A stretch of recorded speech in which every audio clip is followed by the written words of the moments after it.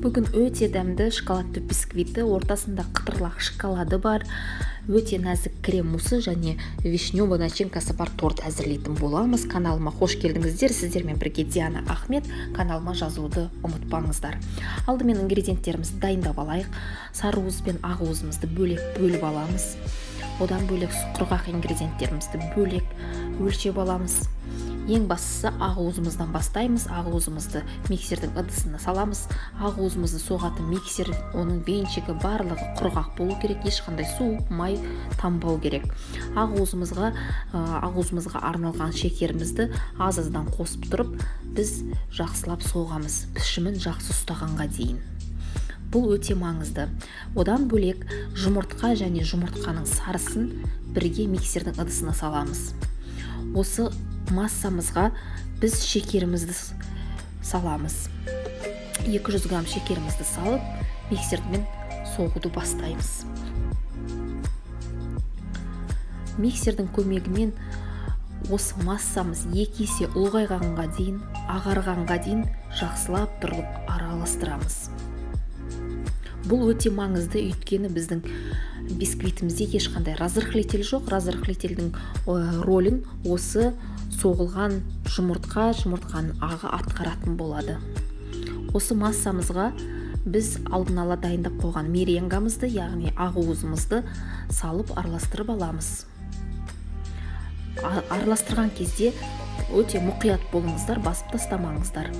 Осы массамызға біз құрғақ ингредиенттерімізді ситаның көмегімен қосып шығамыз.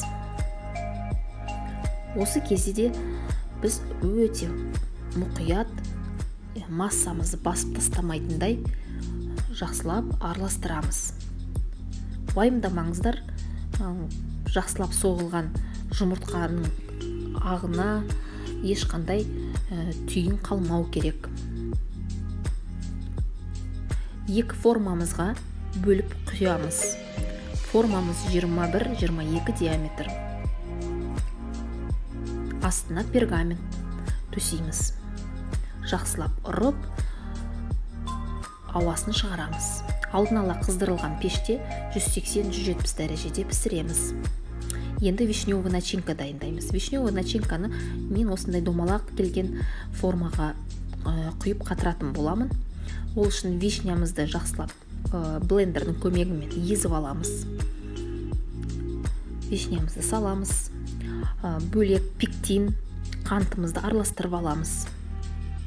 Массамыз сәл ысый бастаған кезде осы пектин мен қантымызды себелеп тұрып қосамыз. Міндетті түрде араластырып тұрамыз. Бір қайнаған кезде біз оттан аламыз. Қатты қайнап кеткенін күтпей-ақ қойыңыздар. Сәл қайнай бастағанын көрсеңіздер жеткілікті. Осы массамызды кондитерский мешокқа салып аламыз. Және домалақ формаларға, силиконовый формаға осылай құйып шығамыз. Барлығын толтырғаннан кейін бұл массамызды біз морозильникке салып қатыруымыз керек. Қатқаннан кейін шоколадты ерітіп аламыз. Какао масланы ерітіп аламыз біз. Екеуін бөлек-бөлек ерітіңіздер, өйткені екеуінің еритін температурасы 2 түрлі. Екеуін содан кейін бірге қосып араластырамыз.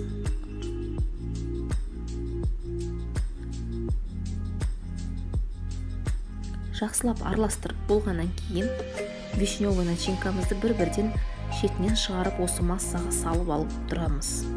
Сол кезде осы вишневый начинкамыздың сыртын шоколад қаптайтын болады.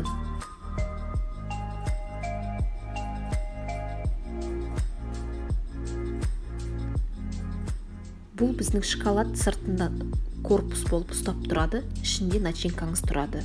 Сол кезде начинкаңыз ағып кетпей, шоколад оны ұстап тұратын болады. Сол үшін осылай жасаймыз. Мұздатылған, толығымен қатқан начинкаңыз шоколадқа салған кезде шоколад бірден сыртын қаптап қататын болады. Видеода көріп тұрғандарыңыздай. Осылайша барлық вишневый начинкамызды шоколадпен қаптап шығамыз. Торт жинағанға дейін бұл массамызды морозильникте ұстай тұруымыз қажет.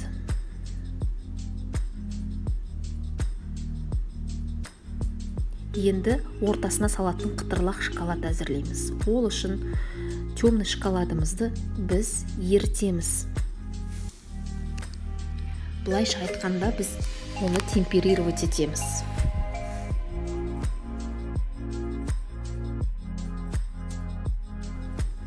Шоколадымызды 50 дәрежеге дейін ысытып ерітеміз. Үнемі араластырып тұрып ерітеміз.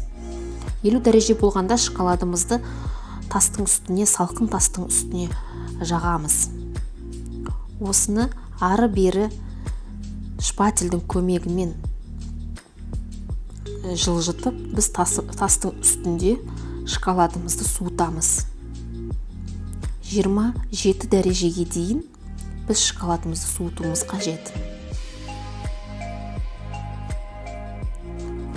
Көріп тұрғандарыңыздай, ары-бері қозғалту өте маңызды. Өйткені барлық шоколадтың барлығы бірдей суу керек.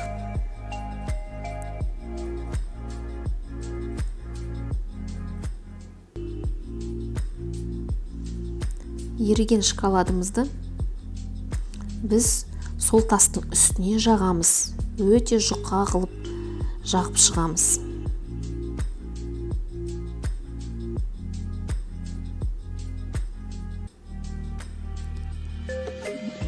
Шоколадпен жұмыс істеген кезде бөлмеміз де салқын болу керек.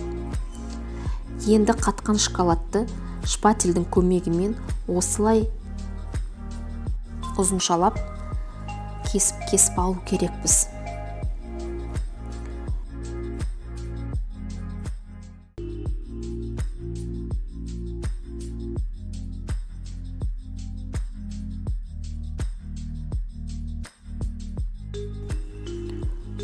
Осы қытырлақ шоколадымызды қолданғанға дейін тоңазытқышта сақтаймыз.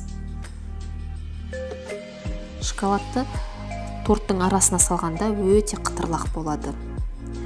Енді біз кремімізді дайындаймыз. Крем мусс әзірлейміз. Ол үшін алдымен біз сүтімізді, трималин, жұмыртқаның сарысын 82 дәрежеге дейін ысытамыз. Бұл өте маңызды. 82-ден жоғары болса, массаңыз сіздің жұмыртқаңыздың сарысы пісіп, массаңыз іри бастайды. Сондықтан термометріңіз жақсы болу керек. Міндетті түрде өлшеп тұрыңыздар, немесе 79 дәрежеге дейін жеткізіңіздер. Өйткені түбі қалың ыдысыңыз 82 дәрежеге дейін өзі міндетті түрде ыситын болады. Желатинімізді алдын ала мұздай суға біз жібітіп аламыз. Жібіген жұмсарған желатинді, листовой желатин қолданамыз. Сол желатинімізді судан сығып алып, осы массамызға қосамыз. Бәрін араластырып тұрып 82 дәрежеге дейін жеткіземіз, салқындатамыз. 28 дәрежеге дейін салқындатамыз.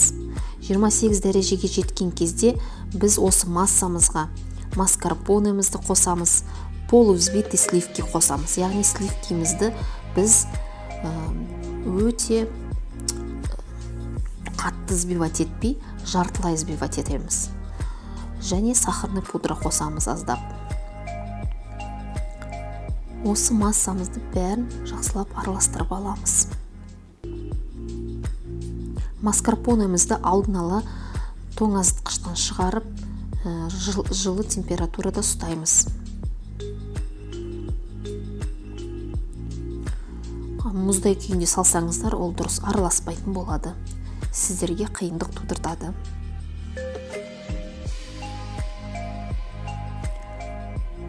Біркелкі қылып араластырып аламыз.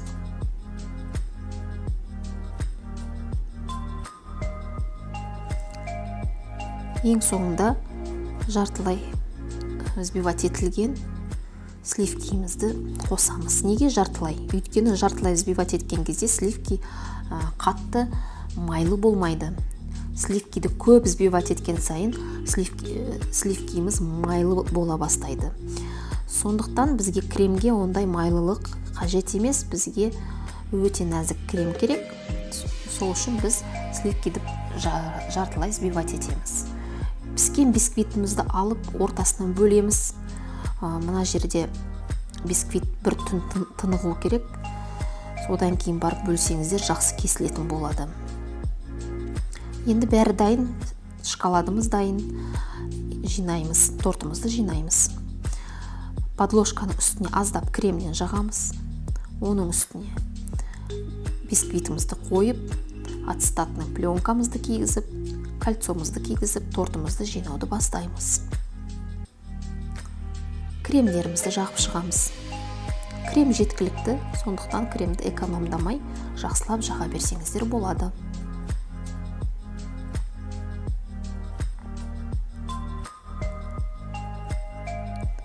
Кремнің үстіне дайындап алған қытырлақ шоколадымыздан сеуіп шығамыз.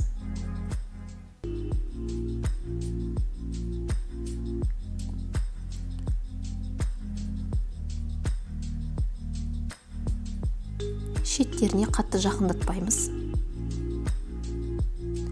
Оның үстіне біз бисквитімізді қоямыз. Бисквит өте нәзік бисквит, сондықтан бұған пропитка қажеті жоқ. Оның үстіне кремімізден жағамыз.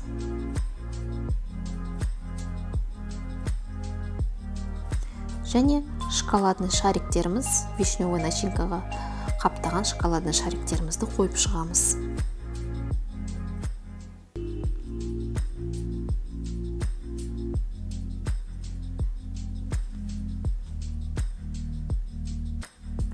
Бұл начинкамызды торттың шетіне қатты жақындатпаймыз. Оның үстіне аздап крем жағып жабамыз, одан кейін барып бисквитімізді қоямыз. Оның үстіне тағы да кремнен жағамыз. Жақсы разрез болу үшін барлығын өлшеп барып жасасаңыздар өте жақсы. Яғни креміңізді өлшеп алып, одан кейін 3-ке бөліп қолдансаңыздар, разрездеріңіз әдемі болып шығады. Оның үстіне тағы да шоколадный стружка саламыз. Аздап кремдердің шетіне жағып, одан кейін барып соңғы бисквитімізді жабамыз. Тортымызды салқындатып тоңазытқышқа қоямыз. Енді декор жасаймыз, бірақ бұл декорды мен басқа видеоларымды көрсететін боламын. Сондықтан қазір мен бұны түсіндіріп жатпаймын. Жай видеоны қарап көрсеңіздер болады. Бұл жерде шоколадты темперировать етіп жатырмын. Микро деген какао масло бар, соның көмегімен темперировать етіп жатырмын. Бұл туралы толығырақ басқа видеолар түсіретін боламын. Әзірге процесті көре тұрыңыздар.